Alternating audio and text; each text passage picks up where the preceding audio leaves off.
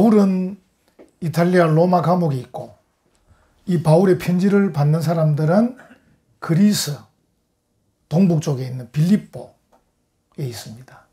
그리고 이제 바울은 지금 아주 이렇게 감옥 안에 갇혀 있지만 빌립보 교인들은 자유롭습니다. 근데 그들에게 지금 바울이 권면하고 있습니다. 권면의 내용이 뭐냐면 앞에 좀 줄여서 말씀드리면, 두렵고 떨림으로 너희 구원을 이루어가라. 이미 구원받은 자인데 예수님을 구주로 믿으면 구원받지 않습니까? 칭의. 이미 구원받은 자인데 이 구원을 생활 속에 나타내면서 계속해서 구원을 나타내가라. 근데 왜 두렵고 떨림으로냐? 내 안에 아직도 죄성이 있기 때문이다. 그리고 내가 좀 무능력하기 때문이다. 그래서 두렵고 떨림으로 구원을 이루어가라. 그러면서 먼저 권면하기를 원망과 시비가 없이 해라. 여러분과 제가 두렵고 떨림으로 구원을 이루어갈 수밖에 없는 죄성이 있고 무능력한데 원망도 하고 시비도 하면 목적지에 어떻게 가겠습니까? 그래서 원망과 시비 없이 가라. 그리고 오늘 본문은 원망과 시비가 없이 해야 될 이유를 또 말합니다. 15절 한번 보십시오. 이는, 이 헬라로 희나 플러스 가정법, 이게 가정법인데, 이 희나라는 이 단어로 우리나라 말은 이는 이렇게 말하는데, 간단히 말하면 흠없는 하나님의 자녀이기 때문이다. 우리가 원망과 시비가 없이 해야 될 이유가 뭐냐면 흠없는 하나님의 자녀이기 때문이다. 좀 더 다른 말로 표현하면 우리가 구원받은 하나님의 백성이기 때문이다. 그리고 한 걸음 더 나가면 뒤쪽에 세상을 향해서는 빛들로 나타나야 될 사람들이다. 세상에 빛이 되어야 되는데 원망하고 시비하고 있으면 되겠냐? 이런 말씀입니다. 여기 이제 15절 중심으로 오늘 보려고 하는데, 여기 보니까 우리를 어떻게 표현하냐면, 이는 너희가 흠이 없고, 흠이 없단 말은 외적으로 도덕적으로 고결하다, 그런 뜻입니다. 흠이 없다. 우리가 저 사람은 흠이 없다. 외적으로 도덕적으로 고결하다. 이런 것을 그렇게 되게 힘들 텐데, 물론 그렇죠. 이제 애써야 되는 거죠. 어쨌든 우리의 이 모습은 외적으로 흠이 없는 모습이어야 한다. 좀 도덕적으로 고결해야 된다. 이렇게 말합니다. 그리고 이제 순전하다 말은 내적인 걸 말합니다. 내적으로 도덕적으로 고결한 것. 그래서 우리가 이제 내가 하나님을 믿어요. 천국도 믿어요. 하나님의 말씀 따라 나는 살고 싶어요 하는 그 내적인 마음을 외적인 것으로 표현돼야 되죠. 그래서 우리가 내가 순전한 것은 흠이 없는 것으로 좀 나타나줘야 됩니다. 그래서 우리가 흠이 너무 많으면 저 사람은 정말 애쓰지 않구나. 하나님의 자녀인데 천국 가는 사람인데 너무 자기 신분에 대해서 너무 애쓰지 않구나. 우리 왜 일반 세상에서도 예를 들어서 학교 다닐 때, 요즘은 이제 평준화되어서 모르겠는데 저희들 학교 다닐 때는 시험을 쳐서 갔거든요. 중고등학교를. 그러면 이제 선배들이나 선생님들이 그래요. 우리 학교가 이런 전통을 가졌는데 내가 이 교복을 입고 다닐 때 좀 이렇게 당당해야 되고, 뭐 길거리에서 이렇게 저렇게 하면 안 되고, 막 그런 얘기를 많이 했어요. 왜냐하면 그 교복에 학교 이름도 있고 다 있으니까. 또 심지어 자기 이름도 달고 다니잖아요. 여러분도 이름표 달고 오면 좋겠어요. 은혜와 평강교회 집사, 또 은혜와 평강교회 성도, 아무개 달고 오면, 그럴 때 이름 어떻게 걸으시겠어요? 이름표가 없으니까 몰래 아무렇게 다니는데, 이름표 달리시면 딱 당당하게 이렇게 다녀야 되죠. 그리고 우리가 뭔가 하나님의 자녀로서 이렇게 좀 나타나야 되는데, 저 사람은 전혀 아닌 것 같아. 근데 그 사람, 이분은 나 하나님 자녀예요. 나 천국 갑니다. 막 말은 하는 거, 아닌데. 천국 가는 사람 아닌데. 왜? 외적으로 전혀 나타나지가 않는 거예요. 그래서 우리가 내적인 순전함이 있으면 외적인 흠이 없는 모습을 나타내려고 해야 돼요. 사람들도 알아요. 100점 아니어도 괜찮아요. 사람들이 알아요. 아, 이 사람은 외적으로 흠이 없는 사람이 되기 위해 그 속에 순전한 마음을 나타내려고 애쓰고 있구나. 보면 압니다. 근데 이 사람은 애쓰지도 않네. 말만 걸으네. 이렇게 되면 안 되는 겁니다. 어쨌든 여기에 바울이 지금 말하기를 너희가 흠이 없고 순전하여 어그러지고 거스르는 세대 가운데서, 자, 여기 이제 좀 줄여서 말하는 겁니다. 하나님의 흠없는 자녀로, 이렇게. 하나님의 흠없는 자녀로. 그러니까 원망과 시비가 없이 해야 될 이유가 뭐냐면 너희가 하나님의 흠없는 자녀이기 때문이다. 또 좀 더 줄이면 너희가 하나님의 자녀이기 때문에 그렇다. 그래서 우리가 불평하여 수근거리지 말고, 그죠? 오히려 하나님 사랑, 이웃 사랑하면서 의심 없이 믿음으로 그렇게 해가야 되는 겁니다. 근데 그렇게 하지 않고 원망과 시비하면서 가는 것은 안 된다. 너희가 하나님의 자녀 아니냐. 그걸 이제 바울이 밝히고 있습니다. 여러분, 하나님의 흠없는 자녀 또는 흠없고 순전한 자녀, 이거는 성경에 보면 전체적으로 구약에서부터 계속 내려오는 우리가 이렇게 좀 이 바라보고 거기로 도달해야 될 목표입니다. 아, 내가 하나님의 흠없고 순전한 자녀로 살아야지 라고 목표를 삼고 있는 목표 또는 기준을 삼는 거죠. 여러분과 제가 구원받는데 기준이 있었나요?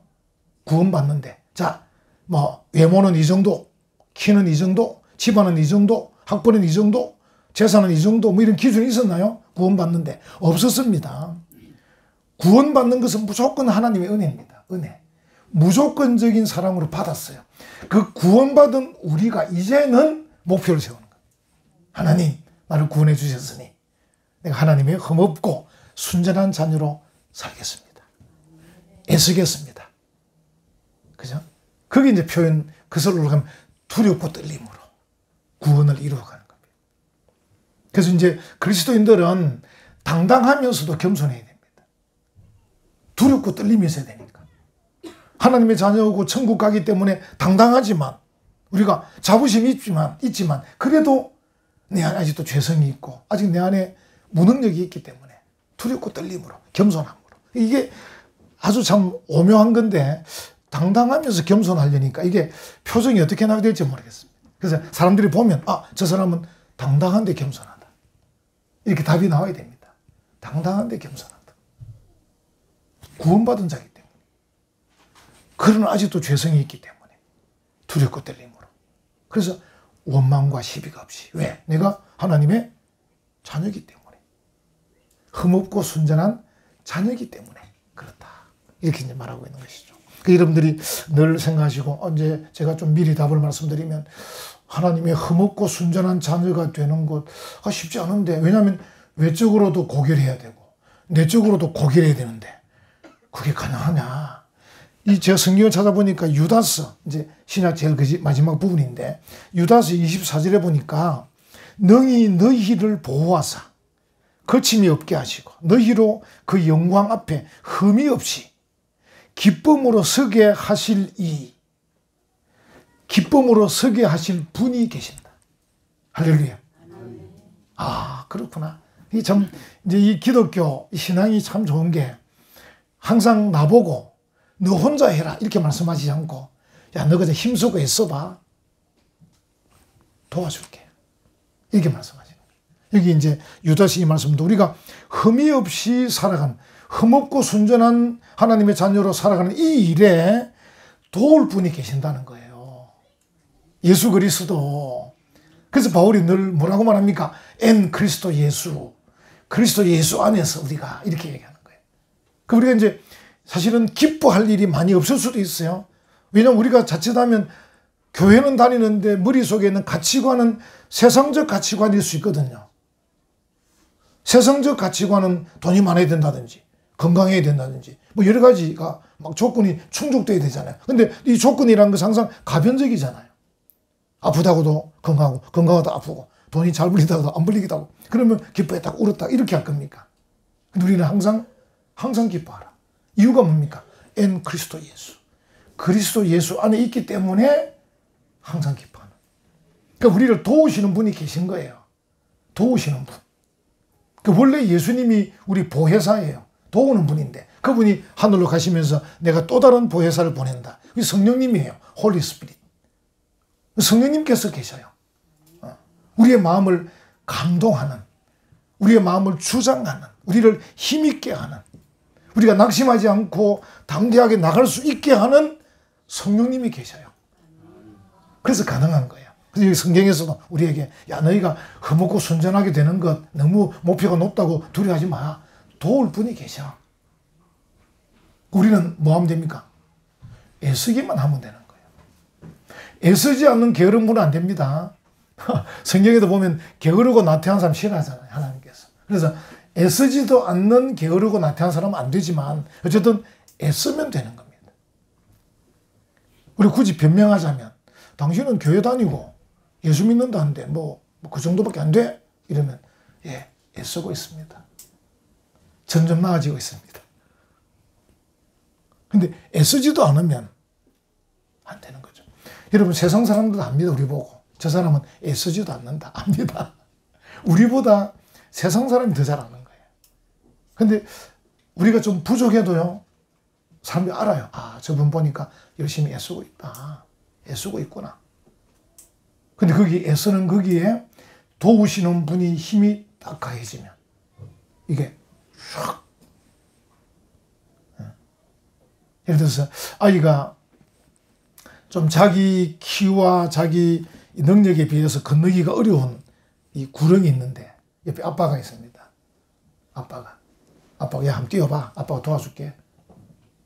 이 아이가 자기 능력이 부족한데 아빠를 믿고 탁 뛸 때 아빠가 딱 들었어. 샥 넘겨주기도 하잖아요.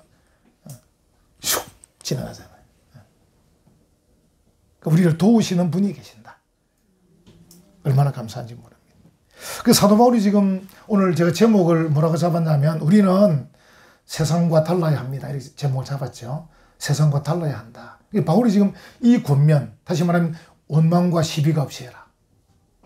이유가 뭐냐면 너희가 하나님의 흠없고 순전한 자녀이기 때문이고 그런데 너희가 살고 있는 세상은 좀 여기 보시면 어그러지고 거스르는 세대이다. 그러니까 이 어그러지고 거스르는 세대와 흠없고 순전한 하나님의 자녀가 만나는 이 세상과의 관계에서 바울이 말하고 싶은 게 뭐냐면 우리는 또는 너희는 세상과 달라야 된다. 이렇게 말하고 있는 거예요. 그러니까 여러분과 제가 세상보다 뛰어날 수는 없을 수도 있어요. 뛰어날 수도 있겠지만 어떤 면은 그렇지 못할 수도 있어요. 그러니까 세상보다 뛰어나라고 말씀하는 게 아니고 세상과 달라야 한다. 구별돼야 된다. 우리가 이제 성도라는 말은 사실 구별되다는 말입니다. 뛰어나단 말이 아니고 구별된다. 세상과 구별된다. 그래서 바울이 지금 이 흐름을 이야기하면서 세상은 이러한데 너희는 이러하기 때문에 너희는 그 세상과는 달라야 된다. 이 권면을 지금 하고 있죠. 여러분 다시 한번 보십시오. 15절에 이는 너희가 흠이 없고 순전하여 어그러지고 거스르는 세대 가운데서 이 세대라는 말은 그냥 그 영어로 generation인데 이거는 그냥 같이 살고 있는 그 사람들입니다. 어그러지고 거스르는 세대 가운데서 하나님의 흠없는 자녀로 그 다음에 나오는 세상에서 이건 이제 헬라어로 코스모스인데 그러니까 여러분 이거는 이 단어를 외우기 쉽죠. 가을 되면 피는 코스모스 발음이 같습니다. 세상 코스모스. 이 세상은 사람들이 살고 있는 거처, 그죠? 우리가 살고 있는 거처가 세상이잖아요. 근데 이제 영적으로 말하면 또 달라집니다. 우리가 보통 세상 이래 말하면 어떻게 달라지냐면 이 세상은 이 세상 사람들이 정신 상태와 삶의 양식 이 세상입니다. 자, 세상이 요즘 그래 이런 말 하잖아요. 요즘 세상이 그렇지 뭐 이러잖아요. 요즘 세상의 정신상태, 요즘 세상의 삶의 양식이 그래. 또 다른 말로 하면 사물을 보는 견해와 방식이에요. 사물을 어떻게 보느냐 할 때 요즘 세상 사람은 이렇게 봐. 요즘 아이들은 이렇게 봐. MZ세대는 이렇게 봐. 그때 세상이 코스모스. 그래서 이제 이 세상은 그냥 영적인 눈으로 보지 않으면 다 우리가 함께 살고 있는 거처가 세상인데, 영적으로 보면 이 살고 있는 사람들 가운데 정신 상태가 다른 겁니다. 서로. 그래서 제가 이걸 이제 우리는 수준 높은 말로 가치관이 다른 겁니다. 서로. 그리고 삶의 양식이 다른 겁니다. 어떻게 살아가느냐. 그리고 사물을 보는 눈이 다른 겁니다. 사물을 보는 눈이. 그러니까 산을 보고 바다를 보고 찬송하는 사람이 있고, 산을 보고 바다를 보면서 어떤 이기적인 마음을 가지고 이용할 마음을 가진 사람도 있고, 이 뭔가 사물을 보는 방식과 태도가 다른 거예요. 그걸 세상이라고 그런다. 코스모스. 그래서 이제 바울은 우리에게 세상과 달라야 됩니다. 이 말은 하나님의 자녀가 아닌 사람들의 정신 상태하고 같으면 안 됩니다. 그들의 삶의 양식과 같으면 안 됩니다. 그들이 사물을 보는 그 방식과 같으면 안 됩니다. 이런 뜻입니다. 우리 이제 마태복음 하면서 많이 살폈었죠. 예수님께서 하나님 나라의 가치관을 계속 말씀하셨잖아요. 그래서 여러분들에게 성경적 가치관, 기독교적 가치관 여러 번 강조했지 않습니까? 그걸 가지라는 거죠. 우리의 정신 상태는 달라야 된다. 일반적으로도 그냥 우리가 같은 사람들, 영적인 거 아니라도 보면, 제가 아까 말씀드린 학교 얘기를 했지만, 이 군에도 가면 어떤 힘든 부대 가면, 우리 부대는 이런 힘든 부대고 중요한 임무를 수행하기 때문에 우리의 정신 상태가 달라야 된다고 이렇게 얘기를 해요. 그런 얘기를 해요. 하물며 같은 군인들끼리도 하물며 서로의 정신 상태 달라야 된다 강조하는데, 하물며 천국 가는 우리가, 하나님의 자녀인 우리가 이 세상 사람과 정신 상태가 같아서 되겠나. 바울이 우리는 달라야 됩니다. 이렇게 이제 강조를 하고 있는 것이죠. 여기 이제 보면 이게 비교되는 거예요. 다시 한번 15절 보시면, 이는 너희가 흠이 없고 외적으로 내적으로 순전하여, 마찬가지로 세상도 외적으로 어그러지고, 이 말입니다. 내적으로 거스르는. 왜 그 자녀들 가운데, 청년들 가운데 그 속에서 왜 반항심 있잖아요. 그러니까 거스르는 그 마음. 이렇게 말하면 이렇게 하고 싶고, 저렇게 말하면 반대로 하고 싶은. 엄마가 자꾸 공부하라니까 공부 안 하고 싶은 거야. 엄마가 뭐라 말이 되겠습니까? 뭐라고 말하면 좋겠습니까? 공부해야 될 이유를 자꾸 이야기해 줘야 됩니다. 공부하라 말하지 말고. 야, 이렇게 하면 이렇게 할 수 있고, 또 너가 좋아하는 이 일을 하려면은 영어 공부가 필요해. 이렇게 이제 공부할 이유를 좀 자상하게, 차분하게. 그리고 하루아침에 안 되니까 너무 좀 조급하게 하지 말고, 애들은 조급하게 부모가 닥달할수록 더 멀리 가버립니다. 엄마 싫어서 안 해. 아빠 싫어서 안 해. 이러는 거예요. 공부하려고도 지금 할주고 준비하는데 공부 안 하고 뭐 하나 그러면 딱 안 해버립니다. 딱 할주고 지금 하고 있는데. 그러니까 공부하라 말하지 말고, 왜 공부해야 되는지, 왜 공부해야 되는지. 요즘은 좀 그렇게 잘 하는 거더라고요. 그 이번에 아시안 게임에 탁구 금메달 딴 그 이름 뭡니까?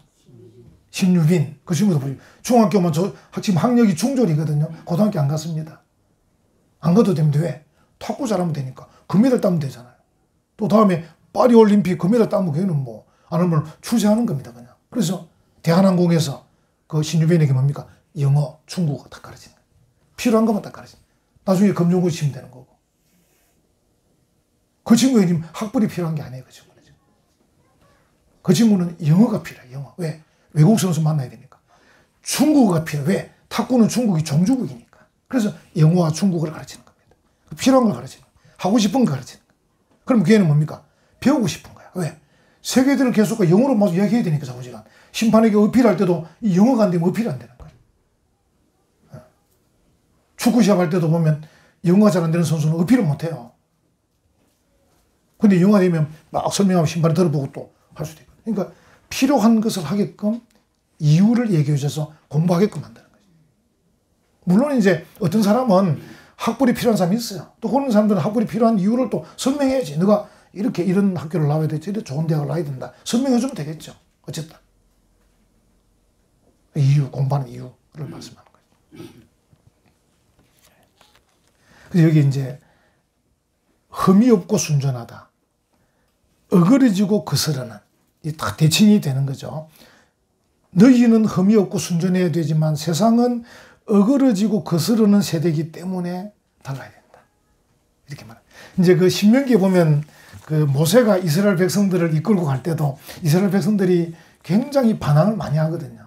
여기 보면 이제 어떻게 표현했냐면 흠이 있고 삐뚤어진 세대라고, 그 삐뚤어진 세대라고 표현을 해놓으셨어요. 예수님께서 이 땅에 오셔서 천국 복음을 전할 때도 굉장히 부딪혔어요. 이게. 그래서 예수님께서 뭐라고 말했냐면 그 당시 그 세대를 보고 악하고 음란한 세대라 이렇게 말했어요. 로마가 오랫동안 천년쯤 갔잖아요. 그죠? 무너진 이유가 뭡니까? 음란한 것 때문에. 성적인 문제로 무너진 겁니다. 로마가. 그래서 이제 그 당시 그 유대인들도 그랬다는 겁니다. 악하고 음란한 세대다. 결국 유대인들이 로마에 의해서 완전히 멸망되면서 전 세계로 흩어졌지 않습니까? 그리고 이 디아스포라 흩어져서 정말 방랑의 세월을 오랫동안 보내다가 그래서 이제 우리나라 비슷하게 독립해가 지금 그 땅에 정착했는데 이제 거기 살고 있는 또 사람들하고 지금 부딪혀 전쟁을 하고 있잖아요. 어쨌든 전쟁하고 있지만 그것은 이스라엘도 선도 아니고 하마스도 선이 아니, 그 선이 없습니다. 사람을 죽이는데 뭐가 선이 있습니까? 다 악한 거지. 사람을 안 죽이고 대화를 해야 되지. 그렇죠? 서로 잘 대화해서 그렇게 해야 되죠. 어쨌든 그 당시 예수님 시대 그 당시 사람들이 만약에 예수님께서 보실 때, 야, 이 세대가 그래도 참 흠이 없고 순전하게 하려고 애쓰는구나 라고 말했으면 그 나라는 망하지 않았을 겁니다. 근데 예수님께서 보실 때 악하고 음란한 세대다. 결국은 로마를 들어서 그들을 흩어버린 거예요. 그리고 또 예수님께서 말씀하시기를 예수님 주변에 따라다니는 사람도 있고 예수님하고 논쟁하는 바리새인 사두개인들이 있었는데 그들을 향해서 믿음이 없고 패역한 세대다. 믿음이 없고 패역한 세대다. 이런 얘기들을 많이 했어요. 그러니까 이게 참 아주 대비가 되는 거죠. 우리는 흠없고 순전한 하나님의 자녀가 되어야 되는데 세상은 이 어그러진 거스르는 그런 세대이니까 우리가 그들과 달라야 된다. 달라야 된다. 그리고 이제 그 뒤에 보면 다음에 한 번 더 말씀드릴 기회가 오겠습니다만 15절 뒷부분에 하나님의 흠없는 자녀로 세상에서 그들 가운데 무엇으로? 빛들로 나타나며 빛으로. 빛. 이 빛이란 말은 해도 될 수 있고 달도 될 수 있고 별도 될 수 있어요. 어쨌든 해도 드러나고 달도 드러나고 별도 드러나잖아요. 그래서 그걸 통틀어서 지금 빛이라는 거예요. 빛은 밝은 걸 말하거든. 어두운 게 아닙니다. 밝은 것입니다. 그래서 너희는 세상에서 그들 가운데 밝은 빛으로 해처럼 달처럼 별처럼 나타나야 된다. 이렇게 이제 말하고 있는 것이죠. 이제 안타까운 게 있어요. 뭐냐면 우리 안에 여러분과 제가 이제 예수를 구주로 믿으면서 우리 안에 믿음이 있어요. 믿음이 뭐예요? 보석이에요. 믿음, 보석.